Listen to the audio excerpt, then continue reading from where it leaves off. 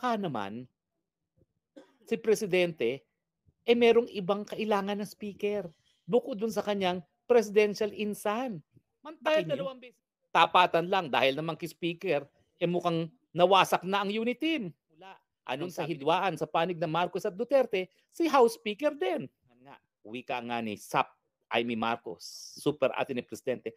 Bakit kinakailangan pag-awayin ang mga Marcos at Duterte? Wala naman dahilan para mag-away. Baka meron namang kongresista na kayang isulong ang legislative agenda ni PBBM na hindi magiging dahilan ng pagiging watak-watak. Si GMA ba yan? Ito nga mga kababayan, bago natin ituloy ang video na ito, kung bago ka lang sa aking YouTube channel baka pwede makahingi ng like at subscribe at click mo na rin ang notification bell para updated ka sa aking nilalabas na bagong video. Salamat po. Pangalawang pagkakataon, nagsalita ang BBM na pigil ang kagustuhan ng presidential insan si House Speaker Ferdinand Martin Romualdez. Ano ibig sabihin yan? Pwede naman pala magsalita ang presidente laban sa insan. Bakit hindi pa ginawa mas maaga? Ang problema, tama naman si presidente. Masyadong divisive, masyadong nagiging hiwa-hiwalay tayo dito sa proposal ng bribery initiative.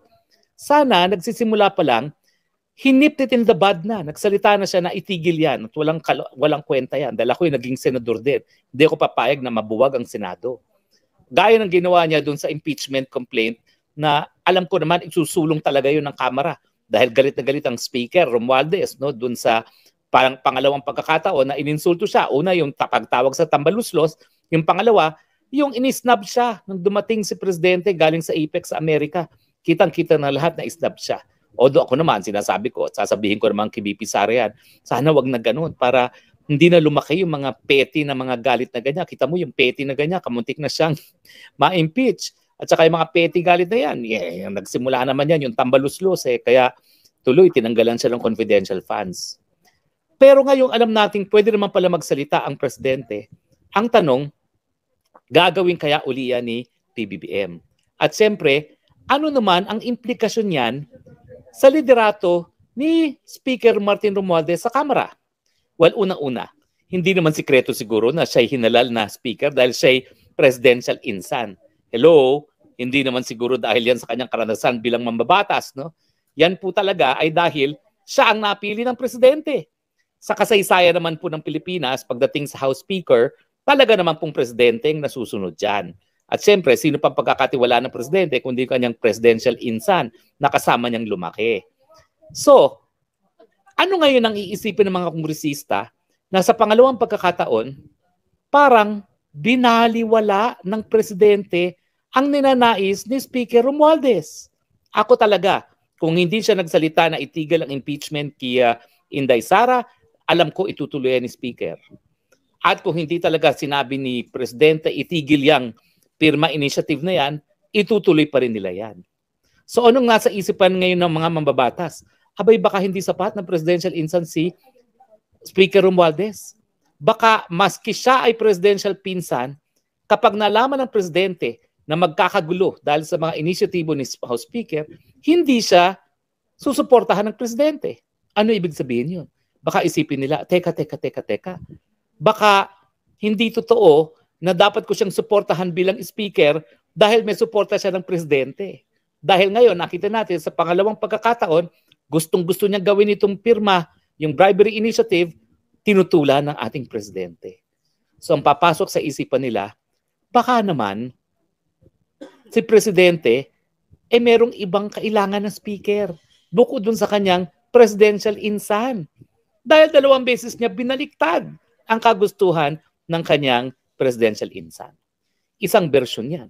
Baka mag-isip sila na baka naman may iba pang mga kongresista ang pwedeng magsulong ng agenda ni Presidente PBBM na hindi rin magiging dahilan para magkawatak-watak.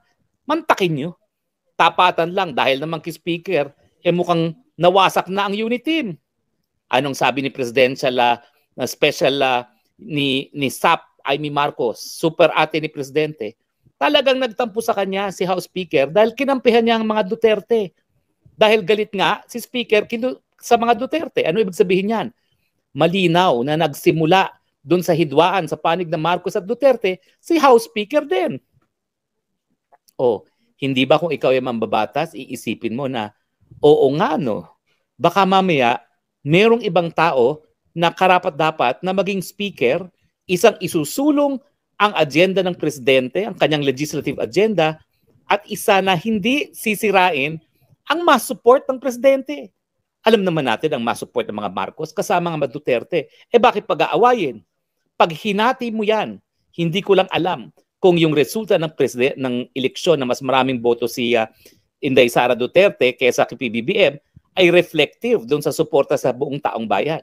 Sa tingin ko ngayon, mas marami pa rin ng suporta ngayon ni Inday Sara. Bakit? Ay nako, sa aya't maniwala ninyo, talagang yung mga Rosa, yung mga nagrubredo, Sara, ay supporters pa rin ni Sara. Ibig sabihin, pati doon sa kabilang kampo na Dilawan, merong supporters si Inday Sara, yung mga Rosa. So pag pinagsama-sama po yan, bukod pa doon sa mga loyalist ng Duterte, abay, mas malakas po talaga ang puwersa ng Sara Duterte. Ang tanong, bakit naman kinakailangan nga, wika nga ni Amy Marcos, super ate ni Presidente, bakit kinakailangan pag-awayin ang mga Marcos at Duterte, wala naman dahilan para mag-away. Diba? Pati nga yung mga Marites na nagdi-distab si PRRD, naku, nanggagaling po yan sa mga intrigero na nais masira ang samahan ng Marcos at ng Duterte. So baka panahon na mag-isip ang mga kongresista. Baka meron namang kongresista na kayang isulong ang legislative agenda ni PBBM na hindi magiging dahilan ng pagiging watak-watak. Si GMA ba yan? Hindi ko alam kasi hindi ako ngayon kongresista. Pero kung ako ngayon ang kongresista, at tingin ko, mas nakukonvince ako na dapat bumalik ako sa Kongreso para naman magkaroon ng boses ang mga puwersa natin sa Kongreso. Mantakin mo, ang mga nangyayari sa Kongreso, ni isa wala nagsasalita para kay Inday Sara Duterte, si Clody lang.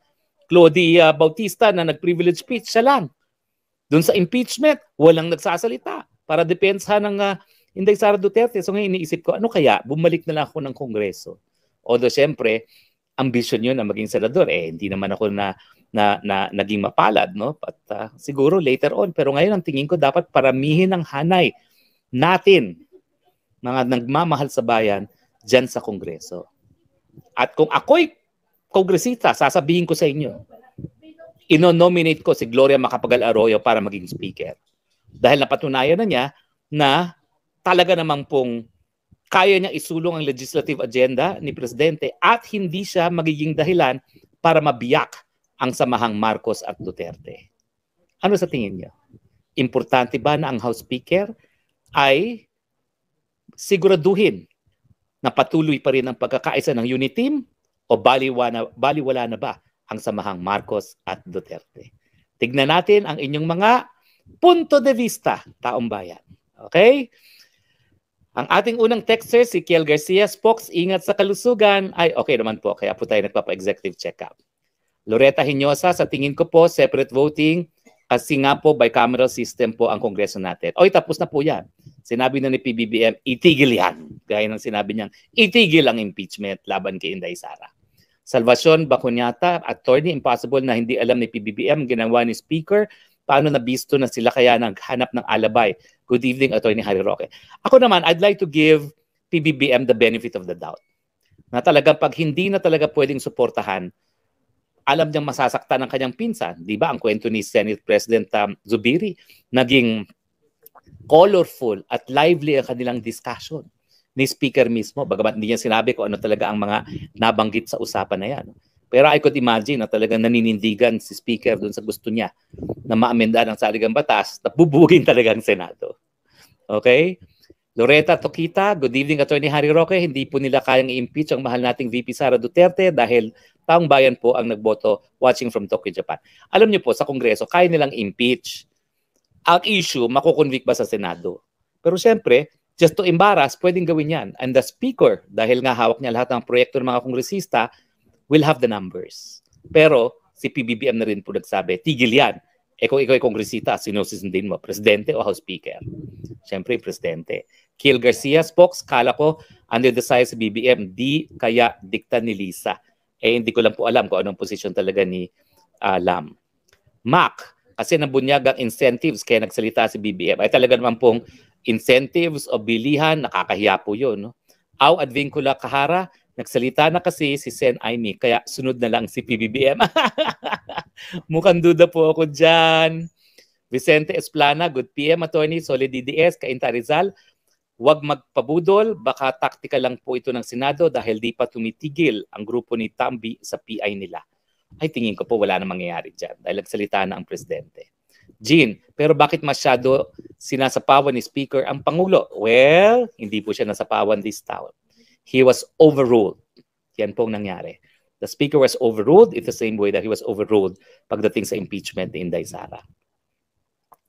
Morbid Angel, dapat bantayan ng mabuti ang pag-amendahan ng konstitusyon o saligang batas. Mahilig pa sumingit ang Kongreso tulad sa proposed national budget. Kung economic provision lang, dapat hanggang doon lang. Well, sa tingin ko nga po, ang paniniwala ko, tama na yung Public Service Act amendments. No? No more Marcoses, no to Chacha, period. Tingin ko po, patay na rin yan, Chacha.